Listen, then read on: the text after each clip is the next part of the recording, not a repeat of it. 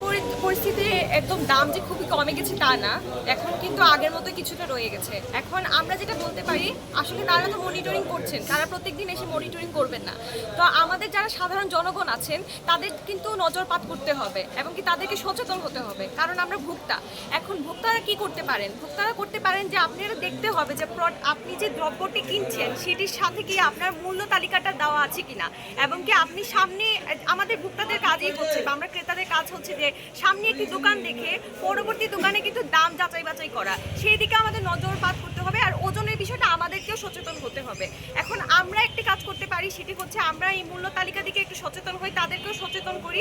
সেই সাথে হচ্ছে আপনাদের যদি কোনো অভিযোগ থাকে সেটা আপনি ভোক্তা অধিদপ্তরের কাছে গিয়ে জমা দিতে পারেন এবং কি অভিযোগ করতে পারেন। আমরা যদি একটু সচেতন হয়ে অভিযোগ করি, আর আপনারা এটা মনে করতে পারেন একটা ঝামেলাপূর্ণ একটা প্রসেস থাকতে পারে, কিন্তু আমরা একটু সচেতন হলে হয়তো বা আজকে আমরা একটা ভালো বাজার সমাজ দেখতে পারবো বা আমরা ভোক্তা হিসেবে অনেক লাভবান হতে পারবো। সামাজিক যোগাযোগ মাধ্যমে একটা মূল্য তালিকা দেখেছি, এটা আসলে ফেক। হ্যাঁ, এটা নির্ধারণ করা হয়নি।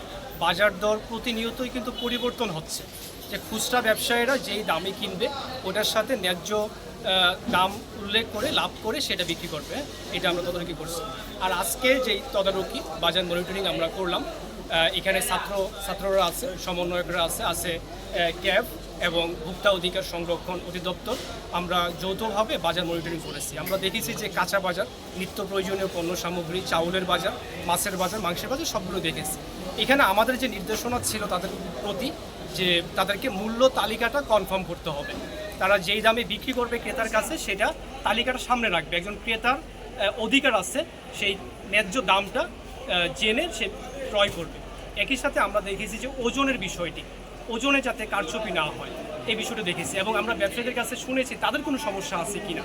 আমাদের বাজার ব্যবস্থা সঠিক ভাবে যদি নিয়ে আসতে হয় তাহলে ব্যবসায়ীদেরও সমস্যাগুলো সমাধান করতে হবে। আমরা যেটা পূর্বে দেখেছি যে বিভিন্ন জায়গায় চাঁদার একটা কথা উঠতো, তো আমাদেরকে ব্যবসায়ীরা জানিয়েছে যে চাঁদা কোথাও নিচ্ছে না।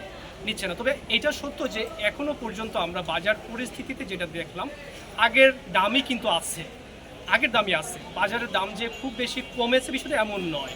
এর কারণটা আমরা যেটা দেখেছি, বাজারে কিছু ব্যবসায়ীরা যেটা বলেছেন যে পরিবহন যে সিস্টেমটা এখন স্বাভাবিক হয়নি, মানুষের মধ্যে কিছুটা আতঙ্ক আছে, এটা আমরা পেয়েছি। তো ব্যবসায়ীরা যেটা বলেছে আমাদেরকে, তারা আইন মেনে ব্যবসা করবে। এবং আমি খুব হোপফুল, আমরা আশাবাদী যে এই স্টুডেন্টরা যেভাবে নেমেছে, বাজার ব্যবস্থার মধ্যে একটা আমূল পরিবর্তন আসবে যখন আমরা কনফার্ম করতে পারবো ব্যবসায়ীদেরকে যে আইন মেনে ব্যবসা করবে। একই সাথে ক্রেতারা যেমন লাভবান হবে, একই সাথে ব্যবসায়ীরাও কিন্তু লাভবান হবে, এটা আমরা দেখেছি। এবং আমরা কিছু নির্দেশনা দিয়েছি, আমরা আগামীকালও বেরোবো। আমরা প্রতিদিনের মতো আমরা বাজার মনিটরিং করতে পারলে আমরা আশাবাদী যে ন্যায্য দামে ক্রেতারা তার পণ্য সামগ্রী কিনতে সক্ষম হবে।